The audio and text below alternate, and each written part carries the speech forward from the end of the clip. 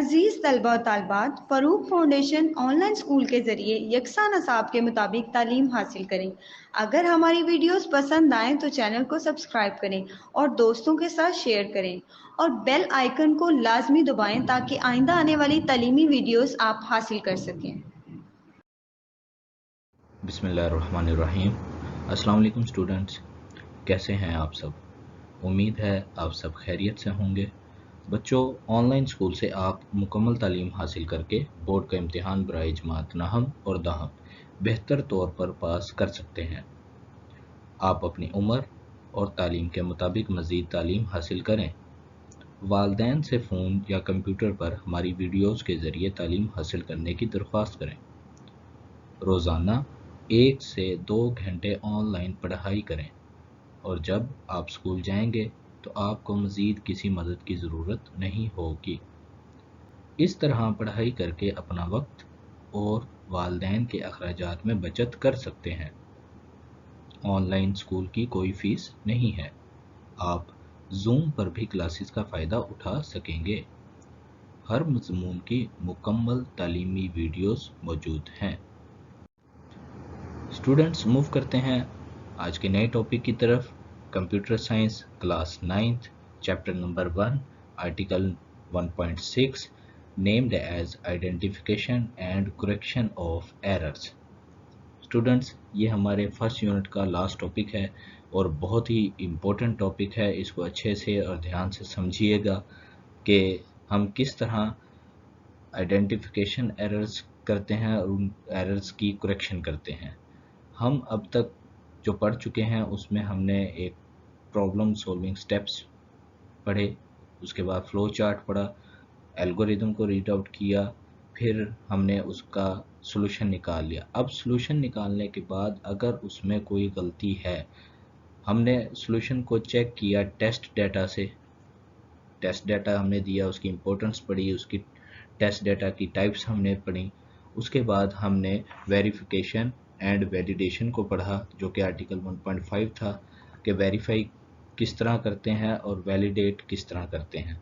आज हमारा टॉपिक जो है वो उसी एल्गोरिदम से रिलेट है, जिसके बारे में वो बता रहा है हमें कि if an algorithm is failed during verification, कि अगर आपका कोई एल्गोरिदम वेरिफिकेशन के दौरान फेल हो जाता है, उसमें कोई एरर आ जाता है, then it is important to identify the root cause of failure. तो आपको ये अंदाज़ा लगाना बहुत ज़रूरी है कि इस के फेल होने की असल वजह क्या है, and then to correct it, और फिर आपने इसको सही भी करना है। हमारा जो आज का स्टूडेंट्स टॉपिक है वो इसी चीज़ से रिलेट है कि अगर वेरिफिकेशन के दौरान आपका एल्गोरिदम गलत हो जाता है, आपसे कोई मिस्टेक हो जाती है, कोई एरर आ जाता है, तो सबसे अहम बात ये है कि आप उसके फेल होने का, उसके गलत होने का रूट काज मालूम करें, उसकी असल वजह को पहले फाइंड आउट करें and then to correct it, और फिर इसको ठीक करें। Sometimes the error is logical. यहाँ पर स्टूडेंट्स हमें ये बता रहा है कि कुछ दफ़ा ऐसे होता है कि आपका जो एरर यानी आपकी जो गलती होती है वो लॉजिकल होती है, कोई मंतकी गलती होती है। उसकी एक एग्जांपल मैं आपको थोड़ी सी समझा दूं कि जैसे आपको 2 नंबर्स को ऐड करने का कहा गया है। 2 नंबर्स आपने लिए 2 + 3, आपने 2 नंबर्स लिए, कहा आपको ये गया कि आपने इनको ऐड करना है, लेकिन आप एल्गोरिदम बनाते हो और उसमें एडिशन की बजाय आप उसमें मल्टीप्लिकेशन कर देते हैं, उनको मल्टीप्लाई कर देते हैं। तो आपके सामने एल्गोरिदम आंसर तो ठीक देगा, यानी उसको 2 और 3 को आपस में मल्टीप्लाई करके आंसर आपको 6 दे देगा, लेकिन जो हमारी रिक्वायरमेंट थी वो एडिशन की थी और हमें आंसर चाहिए था 5। तो इसका मतलब कि जो हमारी रिक्वायरमेंट के मुताबिक अगर आंसर नहीं आया तो इसका मतलब ये है कि हमारी रिक्वायरमेंट के मुताबिक उसकी वेरिफिकेशन नहीं हुई, हम जो चाह रहे थे वो चीज़ कंप्लीट नहीं हुई। तो हम इस तरह के एरर में हमारा एल्गोरिदम काम तो सही कर रहा होता है, हमें रिज़ल्ट भी दे रहा होता है, लेकिन हमारी डिमांड के मुताबिक या हमारा हम जो सॉल्यूशन उसका चाहते हैं अपनी प्रॉब्लम का, उसके मुताबिक एल्गोरिदम रिज़ल्ट नहीं देता। It means the solution is working. इसका मतलब ये है कि सॉल्यूशन काम तो कर रहा है but not giving required results मतलब कि हमें रिक्वायर्ड रिजल्ट्स नहीं देता। आपको, मुझे उम्मीद है कि आपको इस बात की समझ आ गई होगी कि आइडेंटिफिकेशन और करेक्शन ऑफ एरर्स में हम सबसे पहली चीज़ ये देखते हैं कि अगर कोई एल्गोरिदम हमारा वेरिफिकेशन के दौरान फेल हो जाए तो इसका रूट काज फाइंड आउट करना बहुत ज़रूरी है। फिर वो बता रहा है कि कुछ एरर्स ऐसे होते हैं जो कि लॉजिकल होते हैं, वो सॉल्यूशन उनका वर्किंग तो कर रहा होता है लेकिन वो हमें रिक्वायर्ड रिजल्ट्स नहीं दे रहे होते। आपकी बुक में यहाँ पर एक एग्जाम्पल मेंशन है, उस एग्जाम्पल से इंशाल्लाह आपको मज़ीद इस बात की समझ आ जाएगी। For example, to recruit students for our school volleyball team, उसने कहा है कि आपने एक स्कूल की वॉलीबॉल की टीम को सिलेक्ट करना है। We need students having height between 144 centimetre and 164 centimetre. तो आपको जो टीम सेलेक्ट करनी है उसमें जो स्टूडेंट्स होंगे उनकी हाइट 144 और 164 सेंटीमीटर के इन बिटवीन होनी चाहिए। यहाँ पर मैं आपको एक चीज़ बता दूं कि इसमें 144 और 164 वो भी इंक्लूड है, 144 सेंटीमीटर और 164 सेंटीमीटर भी इंक्लूड हैं, और इनके दरमियान की हाइट्स के स्टूडेंट हमें चाहिए। चाहे वो अगर कोई हाइट वाला ऐसा है जिसकी हाइट 140 है और वो वॉलीबॉल का बहुत अच्छा प्लेयर है, हमें वो नहीं चाहिए, हमें सिर्फ जो मेंशन की गई है हाइट्स उसके मुताबिक हमें स्टूडेंट्स सेलेक्ट करने हैं। टू काउंट क्वालिफाइड स्टूडेंट्स, अगर हमने उन क्वालिफाई करने वाले, क्वालिफाई कौन करेंगे, स्टूडेंट्स जो इस हाइट के दरमियान आएंगे, 144 और 164 सेंटीमीटर के दरमियान जो स्टूडेंट्स आएंगे, टू काउंट क्वालिफाइड स्टूडेंट्स। अब उनके लिए हमने यहाँ पर एक एल्गोरिदम लिखा है कि इनको कैसे काउंट करना है। तो स्टेप 1 में देखें, आपको नज़र आ रहा है कि हम अपना एल्गोरिदम स्टेप 1 में हम स्टार्ट करते हैं। स्टेप 2 में आपके एल्गोरिदम में क्या किया है कि आपको याद होगा कि स्टेप 2 में हम हमेशा सेट करते हैं। यहाँ पर हमने कोई भी वेरिएबल, आप नाम समझ लें कोई तो, या वेरिएबल समझ लें कि हमने उसको सेट किया काउंट को किसके इक्वल, 0 के इक्वल। कि हमने काउंट जिसमें हमने उनकी को जो क्वालिफाई स्टूडेंट्स करेंगे हमने उसको काउंट करना है, तो हमने उसको कहाँ से स्टार्ट किया, 0 से, कि इसका मतलब अभी तक कोई स्टूडेंट सिलेक्ट नहीं हुआ।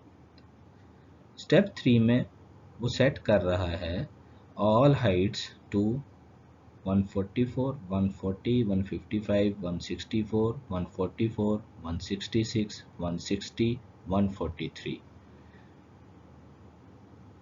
स्टूडेंट्स। उन्होंने यहाँ पर 8 स्टूडेंट्स को पिक आउट किया है जो कि आपकी स्कूल की वॉलीबॉल की टीम में सिलेक्ट हो सकते हैं, और उनको किसके अंदर, लिस्ट में उनकी लिस्ट बना ली है और उसको नाम दिया है ऑल हाइट्स का। ऑल हाइट्स के अंदर आपके ये 8 स्टूडेंट्स हैं जिनकी हाइट यहाँ पर ये मेंशन कर दी गई है। स्टेप 3 में क्या किया हमने कि हमने एक लिस्ट बनाई, उस लिस्ट को नाम दिया ऑल हाइट्स, और उसके अंदर हमने 8 स्टूडेंट्स की जो हाइट्स के मुताबिक जो नाम आ रहे थे वो हमने लिख लिए।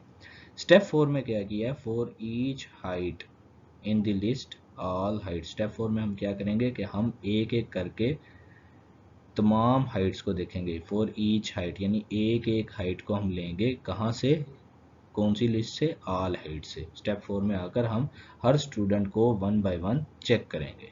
अब स्टूडेंट्स, स्टेप 5 और स्टेप 6 ये बहुत इंपॉर्टेंट स्टेप्स हैं, आपको यहाँ पर थोड़ा सा गौर करना होगा। स्टेप 5 में देखें वहाँ पर क्या कह रहा है कि एक कंडीशन लगा रहा है, if height is greater than 144 and height less than or equal to 164। यहाँ पर आप थोड़ा सा रिकॉल करें कि जब हमें क्वेश्चन में कहा गया था तो उन्होंने कहा था कि आपने ऐसी टीम सेलेक्ट करनी है, ऐसे स्टूडेंट सेलेक्ट करने हैं जिनकी हाइट इन बिटवीन 144 और 164 सेंटीमीटर हो, और यहाँ पर 144 और 164 सेंटीमीटर के जो स्टूडेंट्स हैं वो भी इंक्लूड करने हैं। तो यहाँ पर जो अब उन्होंने क्राइटेरिया रखा है उस क्राइटेरिया के मुताबिक फर्स्ट कंडीशन जो बताई गई है उसमें हाइट बड़ी रखी गई है किससे, 144 से, और किससे छोटी और बराबर रखी गई है, 164 सेंटीमीटर के। अगर ये कंडीशन हमारी सही हो जाती है, दुरुस्त हो जाती है, इसके मुताबिक स्टूडेंट इन दोनों कंडीशंस के ऊपर पूरा उतरता है, फिर हम क्या करेंगे, सेट कर देंगे अपने काउंट को, जो हमने स्टेप नंबर 2 में काउंट लिया था जिसकी वैल्यू 0 के बराबर की थी, उसके अंदर हम काउंट +1 यानी एक का एक की एडिशन कर देंगे। स्टेप 6 में हम उस आउटपुट को शो करा देंगे और लास्ट स्टेप हमारा जो है वो एंड हो जाएगा एल्गोरिदम का। अब स्टूडेंट्स, आपने इस एल्गोरिदम को अच्छी तरह समझ भी लिया, देख भी लिया, लेकिन यहाँ पर वो तमाम स्टूडेंट्स जो इस लिस्ट में हमें मेंशन है, इस लिस्ट में वो तमाम के तमाम इस कंडीशन के मुताबिक वो काउंट पूरे नहीं होते। इसमें एक कंडीशन जो है वो रॉन्ग मेंशन की गई है, जिसकी वजह से एक बच्चा या एक स्टूडेंट जो टीम में सिलेक्ट तो हो सकता है, लेकिन हमारे एक रॉन्ग एल्गोरिदम, हमारे एक रॉन्ग फार्मूला की वजह से वो टीम में सिलेक्ट होने से रह जाता है। आइए उसकी डिटेल हम पढ़ते हैं। द अबव एल्गोरिदम वर्क्स, काम तो ये करता है algorithm, but does not count all students, यानी उसमें जो काउंट है वो तमाम के तमाम स्टूडेंट्स नहीं करता। There is a deliberate error on step 5, यानी यहाँ पर आपको दिखाने के लिए, आपको समझाने के लिए एक खुद से एरर बनाया गया है, एक गलती की गई है।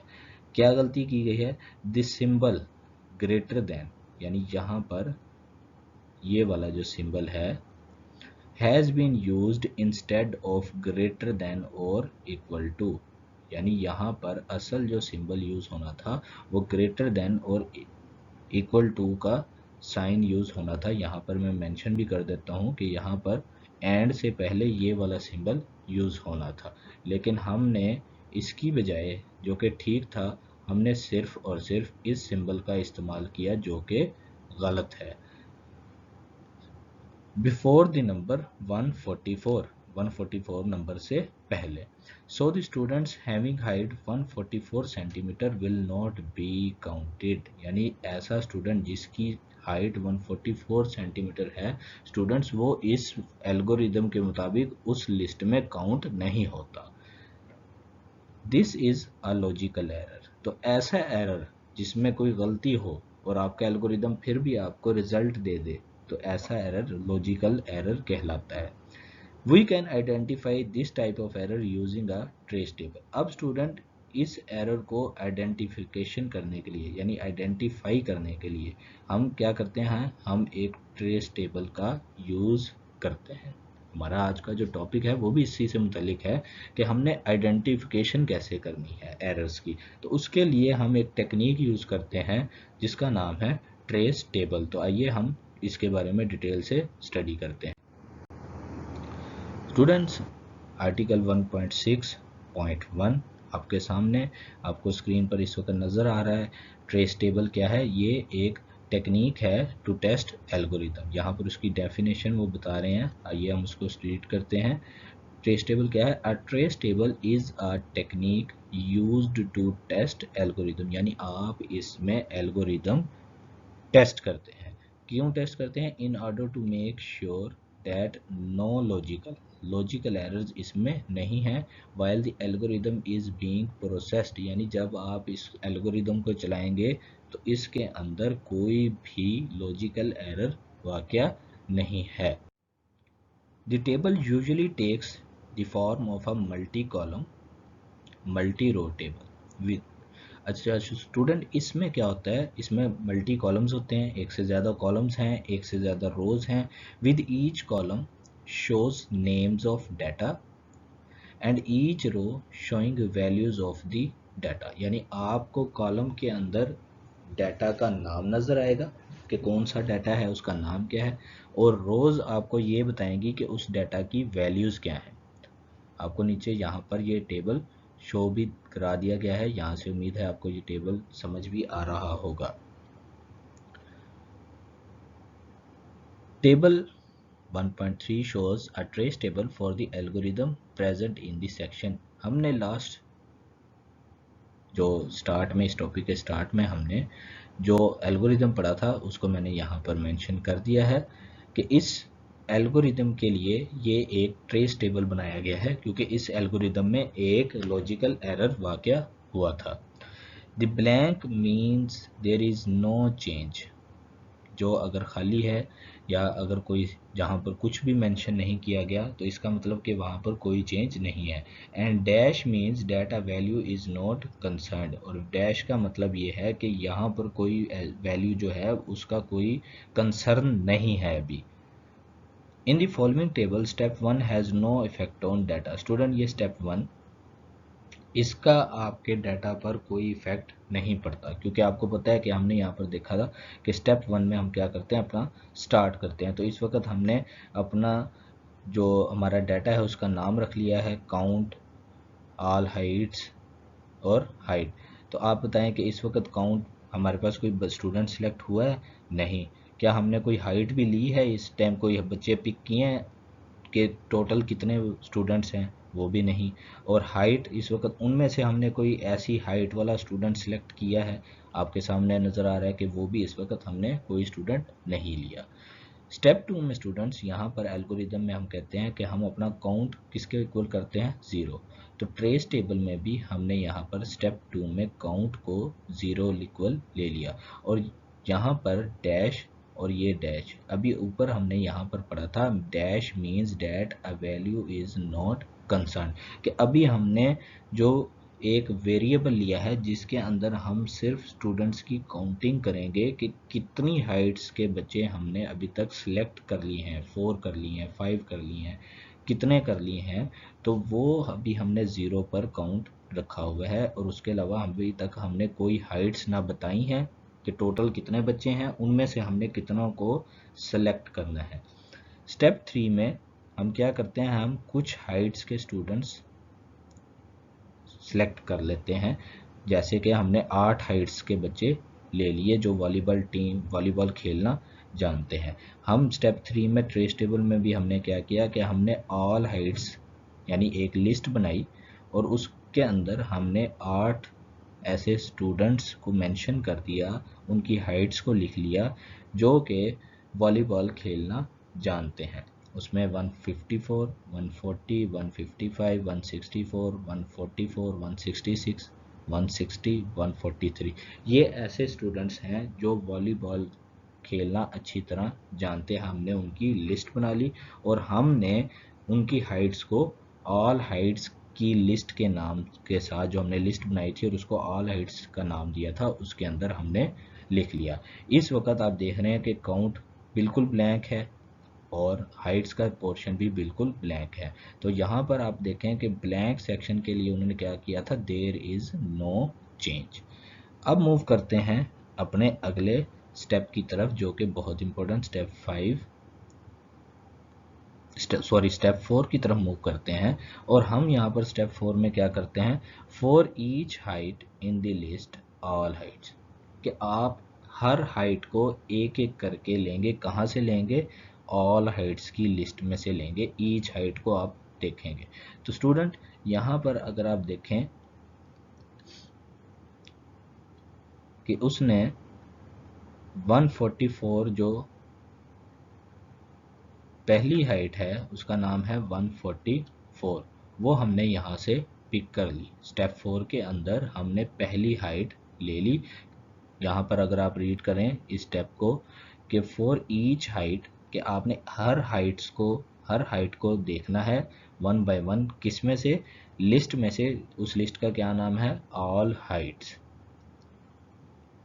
तो हमने यहाँ पर पहला जो कैंडिडेट है उसकी हाइट 144 है, उसको हमने स्टेप 4 के थ्रू ले लिया। अब स्टेप 5 में हम अपनी कंडीशन के ऊपर देखते हैं। स्टेप 5 में स्टूडेंट आपको नज़र आ रहा है कि यहाँ पर वो फार्मूला लगाता है कि अगर इफ हाइट ग्रेटर देन 144, कि अगर आपकी हाइट 144 से बड़ी है, तो यहाँ पर आप देखिए कि क्या 154 जो है वो 144 से बड़ी है।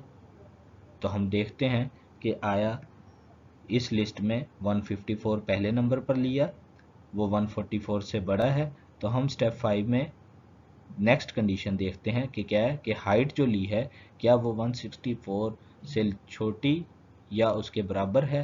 तो हम यहाँ पर देख सकते हैं कि 154 जो हाइट है वो 164 से छोटी भी है और 164 से छोटी भी है और उसके बराबर भी नहीं है। तो हमारी ये दोनों कंडीशंस ठीक होती हैं। तो हम स्टेप 5 में यहाँ पर क्या कहते हैं, देन सेट कर दें काउंट को, किसके काउंट में ए का ऐड कर दें। और यहाँ पर आप देखें कि यहाँ पर काउंट 0 से 1 ऐड हो गया और यहाँ पर ये ब्लैंक है कि अब इसमें कोई वैल्यू चेंज नहीं है क्योंकि इसका कंसर्न नहीं है। स्टेप 5 में यहाँ पर सिर्फ काउंट को किसके बराबर कहा गया था, काउंट प्लस 1 का। स्टेप 4 में स्टूडेंट आपको नज़र आ रहा है कि फिर हम दोबारा रिपीट होगा अब, क्योंकि हमने यहाँ पर एक दोबारा दिखाया आपको कि फिर स्टेप 4 रिपीट हो रहा है क्योंकि हमने 1 बाय 1 तमाम हाइट्स को लेना है। अब बारी है सेकंड हाइट की जो कि 140 है। हम देखते हैं कि 140 हाइट जो है उसको लिया, कहाँ से लिया, इस लिस्ट में से, ऑल हाइट्स की लिस्ट में से। ये स्टेप 4 रिपीट हुआ। तो स्टेप 4 में अभी हमने कौन सी वैल्यू ले ली, 140। तो फिर हम स्टेप 5 की तरफ मूव कर रहे हैं। अब देखिए स्टेप 5 में जब आए आपने फिर इस कंडीशन को देखा कि जो आपने हाइट ली है वो 144 से बड़ी हो। तो क्या स्टूडेंट आपको लगता है कि 140 बड़ा है 144 से? नहीं, 140 144 से छोटा है, तो ये कंडीशन यहाँ पर फॉल्स होगी। और यहाँ पर अगली जो कंडीशन है वो उसी वक्त चलेगी जब ये हमारी पहली कंडीशन ट्रू होती है। तो हम इस कंडीशन की तरफ अभी जाएंगे ही नहीं क्योंकि हमारी जो पहली कंडीशन है कि नंबर को 144 से बड़ा होना चाहिए था वही फॉल्स होगी। तो हम क्या करेंगे, यहाँ पर स्टेप 5 में जब हमने 140 लिया तो हम देखेंगे कि क्या अब काउंट में 1 प्लस होगा। नहीं, आप देख रहे हैं कि काउंट में 1 प्लस नहीं हुआ, वो 1 ही रहा, यानी हमारी ये वैल्यू ऐड नहीं हुई। हम दोबारा रिपीट करेंगे स्टेप नंबर 4 और उसके अंदर देखेंगे नेक्स्ट वैल्यू जो कि है 155। हम 155 हमने नंबर लिया और हमने देखा कि क्या 155 इस लिस्ट में से हमारी लिस्ट में आता है या नहीं। तो आइए देखते हैं कि यहाँ पर स्टेप 5 दोबारा रिपीट हुआ। उसने कंडीशन को देखा, 144 से हाइट बड़ी है, जी बिल्कुल 155 जो है वो 144 से बड़ी है। और क्या ये हाइट जो हमने इस वक्त ली है वो 164 के बराबर या उससे छोटी है? जी बिल्कुल, 155 जो हाइट है वो 164 से छोटी है। तो फिर क्या करेंगे स्टूडेंट, काउंट में एक ऐड कर देंगे। तो यहाँ पर आप देखें कि काउंट में एक ऐड हो गया और इस वक्त हमारा जो काउंट का जो वेरिएबल था उसमें एडिशन होके वैल्यू काउंट की 2 हो गई। इसी तरह स्टूडेंट फिर हम दोबारा स्टेप 4 रिपीट करेंगे और हम अगली वैल्यू लेंगे 164 आपके सामने। 164 भी आप समझ सकते हैं कि 144 से भी बड़ा है और 164 बराबर है, हमारी ये कंडीशन ट्रू होती है। तो हमारा जो काउंट होगा स्टेप 5 में वो क्या हो जाएगा, उसमें एक मज़ीद ऐड हो जाएगा। अब स्टूडेंट आप वैल्यू देखें 144 की, इस वैल्यू के ऊपर आपने गौर करना है।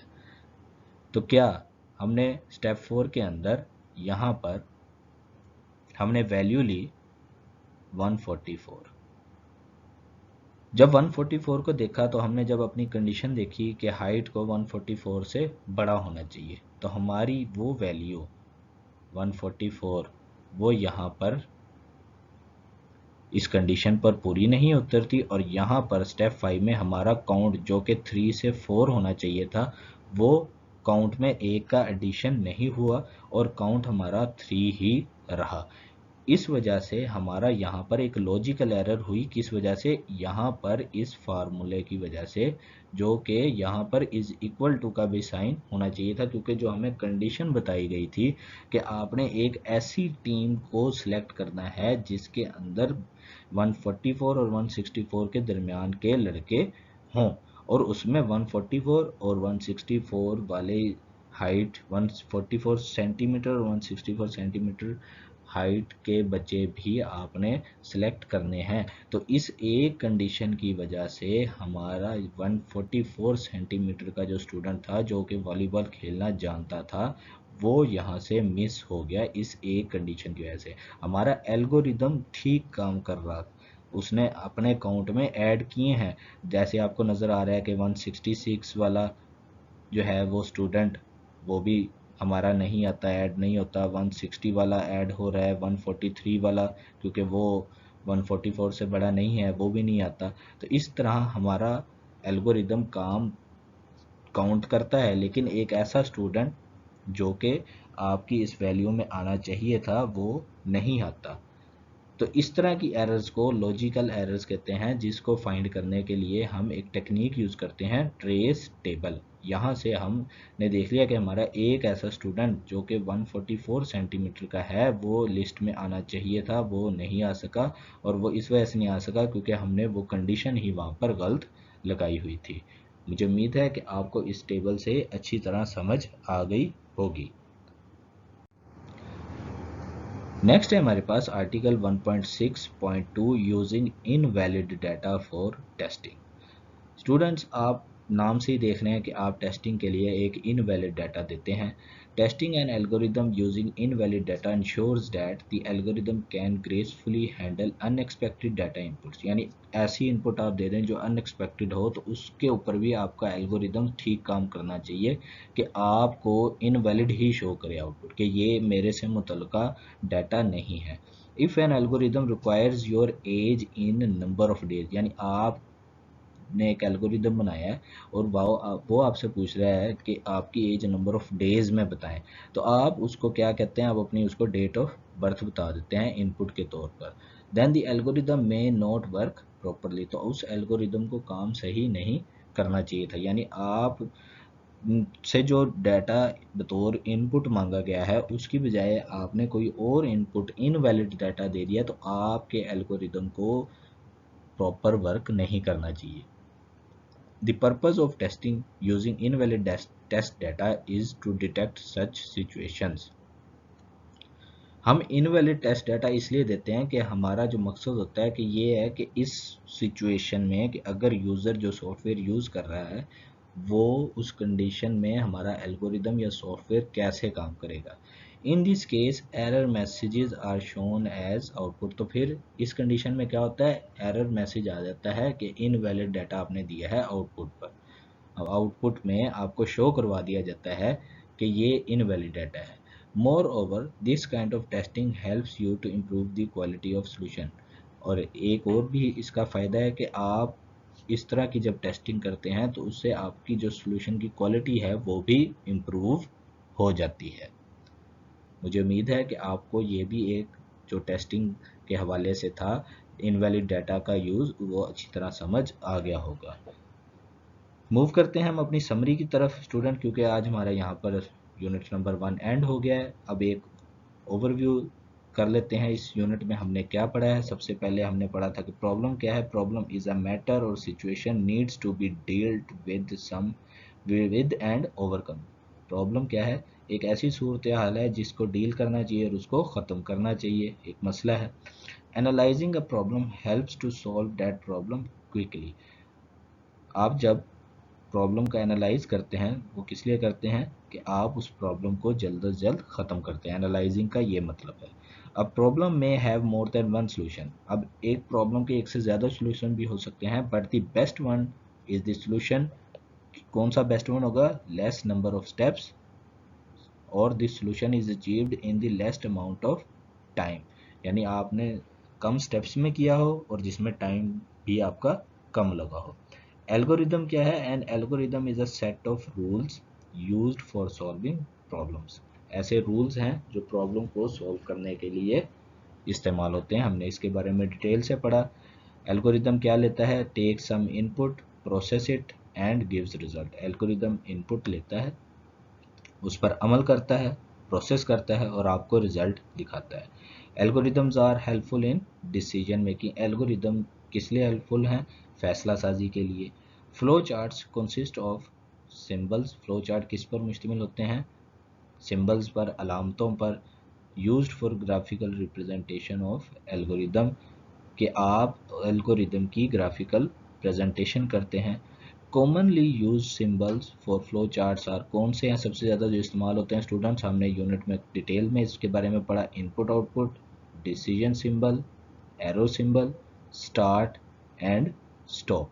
स्टार्ट और स्टॉप के सिंबल्स को हम टर्मिनल सिंबल्स कहते हैं। इनपुट आउटपुट के सिंबल्स हम यूज़ करते हैं डिसीजन डायमंड सिंबल्स। एरो जो है वो हमारे फ्लो के भाव यानी उसके फ्लो बताते हैं कि हमारा फ्लो चार्ट कहाँ से शुरू हो रहा है और किस तरफ को जा रहा है। हमने इसके बारे में डिटेल से पढ़ा। Validation means to test if the solution is according to given problem. Validation का क्या मतलब है कि आप यहाँ पर देखते हैं, validation means to test if the solution is according to given problem, and then verification means whether the solution is giving the required results or not। Student यहाँ पर थोड़े से आप देखिए कि यहाँ पर वेरिफिकेशन में जो बुक में हमने पढ़ा था, जो इससे पहले था, उसमें जो वेरिफिकेशन था वो ये देखते थे कि आया सॉल्यूशन जो है वो उसी प्रॉब्लम के मुताबिक है या नहीं है, इसको हमने वेरिफिकेशन का नाम दिया था। जबकि जो वैलिडेशन था, इसको मैं VER से शो कराता हूँ, जबकि जब वेरिफिकेशन हो जाती थी कि ये सॉल्यूशन इसी प्रॉब्लम के मुताबिक है, ठीक है, हम फिर वैलिडेशन में आकर ये चेक करते थे कि सॉल्यूशन गलत है या ठीक है। हम उसके गलत और ठीक होने को वैलिडेशन में चेक करते थे। Validation means whether the solution is giving the required results और नॉट, कि हमारा जो सॉल्यूशन है वो ठीक है या नहीं। तो यहाँ पर ये थोड़ा सा आपके सामने स्क्रीन पर थोड़ा सा मिसप्लेस या मिसअंडरस्टैंडिंग के थ्रू उन्होंने रिप्लेस कर दिया है। तो आपकी ये वाली जो डेफिनेशन है ये वेरिफिकेशन की है और ये वैलिडेशन की डेफिनेशन है अकॉर्डिंग टू आर्टिकल, जो हमने आर्टिकल 1.5 पढ़ा था, उसके अंदर पढ़ा था verification means to test if the solution is actually solving the same problem. Same problem मतलब यहाँ पर वहाँ पर सेम गिवन प्रॉब्लम था, तो मैं यहाँ पर ये मेंशन कर देता हूँ कि अगर आपका जो सॉल्यूशन वो सेम प्रॉब्लम के मुताबिक है तो वो वेरिफिकेशन है, और अगर आपका सॉल्यूशन जो आपने दिया है वो ठीक है या गलत है वो हम वैलिडेशन में चेक करते थे। Trace table is a technique used to test algorithm. Trace table क्या है? एक ऐसी टेक्निक है जिसके थ्रू आप अपने एल्गोरिदम को टेस्ट करते हैं कि मेरे एल्गोरिदम में अगर कोई गलती है तो उसकी आइडेंटिफिकेशन करते हैं, और आइडेंटिफिकेशन के बाद आप उस एरर्स को रिमूव भी करते हैं, करेक्ट भी करते हैं। तो स्टूडेंट्स यहाँ पर हमारा आज यूनिट नंबर 1 एंड हुआ, जो कि प्रॉब्लम सॉल्विंग से रिलेट था। मुझे उम्मीद है कि आपको तमाम लेक्चर्स की अच्छी तरह समझ आ गई होगी। तमाम लेक्चर्स की वीडियोस देखने के लिए आपको तमाम लेक्चर से गुजरना होगा। अगर आप कोई एक भी टॉपिक मिस कर देंगे, क्योंकि ये तमाम के तमाम टॉपिक्स, तमाम के तमाम लेक्चर्स एक दूसरे के साथ लिंक हैं। नेक्स्ट हम इसकी एक्सरसाइज करेंगे। नेक्स्ट आने वाली वीडियोस में आपके लिए एक्सरसाइज सॉल्व की जाएगी। नेक्स्ट लेक्चर्स तक के लिए अपना ख्याल रखिएगा। अल्लाह हाफिज़।